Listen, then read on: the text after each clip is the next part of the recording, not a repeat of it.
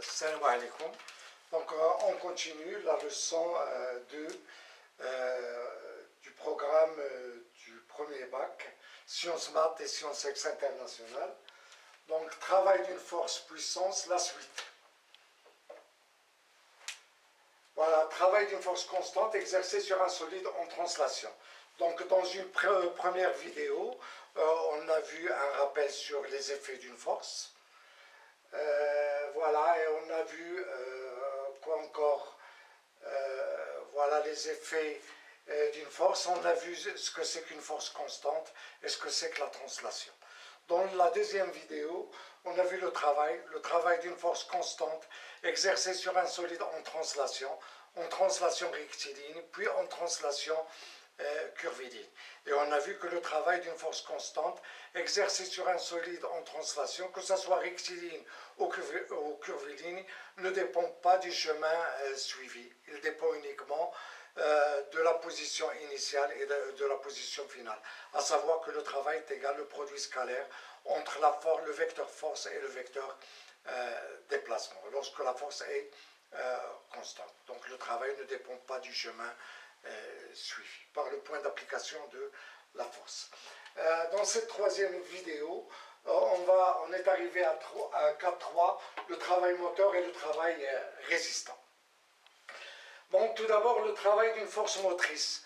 Donc une force motrice, c'est une force qui contribue au mouvement. Voilà, il participe au mouvement. Donc pour que la force soit motrice, il faut que alpha nécessairement soit comprise entre 0 et 90 degrés. Ça veut dire qu'on doit avoir ici un angle aigu. Donc pour que la force participe au mouvement. Donc si alpha est supérieur ou égal à 0 et inférieur strictement à 90 degrés, le cosinus de alpha est égal à 0, et le travail de la force F entre A et B qui est égal à F fois AB fois cosinus alpha est strictement supérieur à 0. Donc la force motrice, son travail est dit moteur, et le travail moteur, il est toujours positif. Bon, le travail d'une force résistante.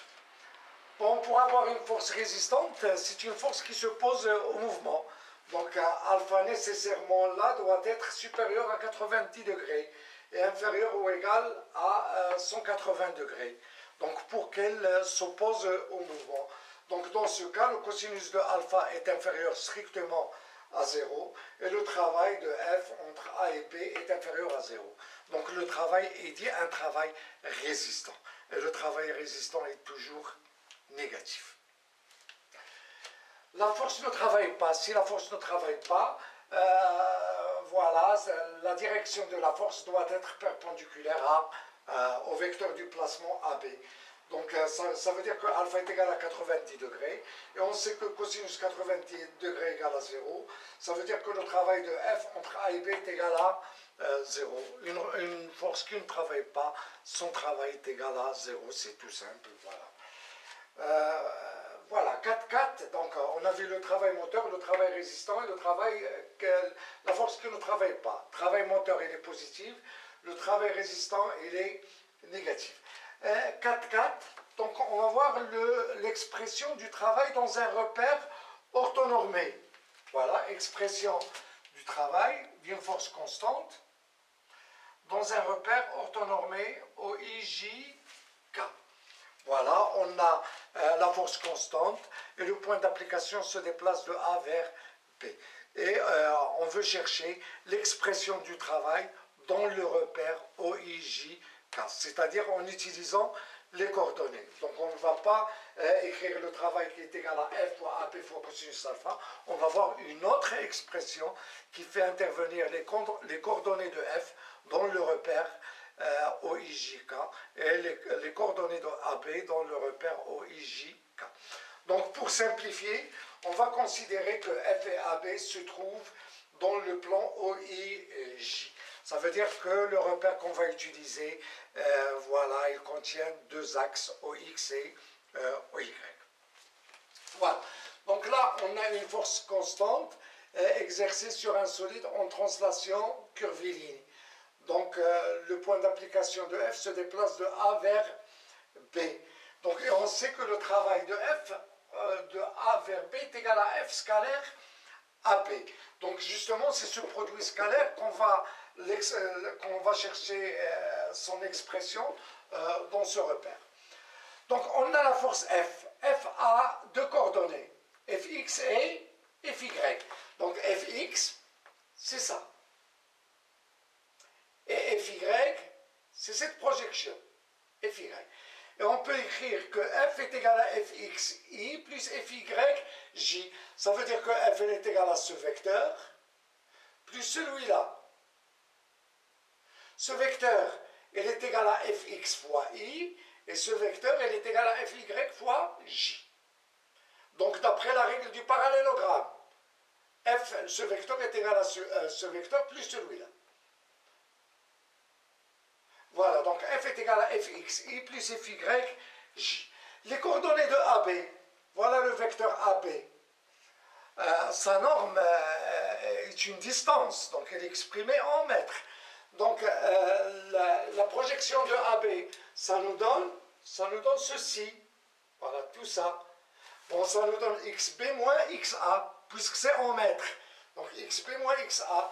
Et la projection suivant l'axe y, ça nous donne ça. Il est négatif, parce que la projection, voilà la projection de l'origine, et là la projection de l'extrémité, yb. Donc le vecteur AB, elle est égal à ce vecteur, qui est égal à xb moins xa fois i, plus ce vecteur, qui est égal à yb moins y fois j. Donc AB est égal à xa moins xb moins xa fois i, plus yb moins ya fois j. Donc le travail de F entre A et B est égal à F scalaire AB, qui est égal à Fxi plus Fyj, scalaire xa moins xb moins xa fois i, plus yb moins ya fois j. Donc ce produit scalaire, le produit scalaire entre ces deux vecteurs. Donc on a dit qu'on veut chercher l'expression de ce produit scalaire dans le repère, c'est-à-dire en utilisant les coordonnées. Voilà, donc le produit scalaire est égal à Fxi plus Fyj, scalaire xb moins xai plus yb moins yaj. Voilà une règle qu'il faut savoir, c'est I scalaire I est égal à la norme de I fois la norme de I fois cosinus 0. C'est l'angle entre I et I. Et on sait que I et J sont des vecteurs unitaires dont la norme est égale à 1. Ça, vous l'avez vu en maths. Donc, la norme de I, c'est 1, la norme de I, c'est 1. Cosinus de 0, c'est 1. Donc, I scalaire I est égal à 1. I scalaire J est égal à la norme de I fois la norme de J fois cosinus 90 degrés. Cosinus 90 degrés est égal à 0. Donc, I scalaire J est égal à 0. De même, J scalaire I est égal à 0. On va appliquer ça. Donc, on a Fxi scalaire xb moins xa fois I. Donc, I scalaire I est égal à 1. Donc, ce produit scalaire, ça va nous donner Fx facteur de xb moins xa. Puis le produit scalaire entre Fxi et yb moins ya fois j. Puisque I scalaire j est égal à 0, donc ce produit scalaire est égal à 0. Donc on passe à ce produit scalaire. Donc Fyj scalaire xb moins xa fois i. J scalaire i est égal à 0. Donc ce produit scalaire entre ce vecteur et ce vecteur est égal à 0. Plus Fyj scalaire yb moins ya fois j. J scalaire j est égal à 1. Donc on va obtenir plus Fy facteur de yb moins ya. Donc le produit scalaire entre F et AB, il suffit d'écrire Fx facteur de xb moins xa plus Fy facteur de yb moins ya. Et dans le cas général, on écrit que le travail de la force F entre A et B est égal à Fx facteur de xb moins xa plus Fy facteur de yb moins ya plus Fz facteur de zb moins za, et ce dans un repère orthonormé à trois axes O, I, J, K. Voilà, cette expression, ça va nous permettre de calculer le travail d'un cas particulier, qui est le travail du poids d'un corps. Donc dans la prochaine vidéo, on va voir justement le travail du poids d'un corps et on va faire quelques exercices. Et la vidéo d'après, on va calculer le travail d'un cas particulier aussi, le travail des forces de frottement. Et on va faire aussi des exercices, et ce, avant d'entamer grand 2, qui est le travail d'une force appliquée sur un solide en rotation. Voilà, et à bientôt.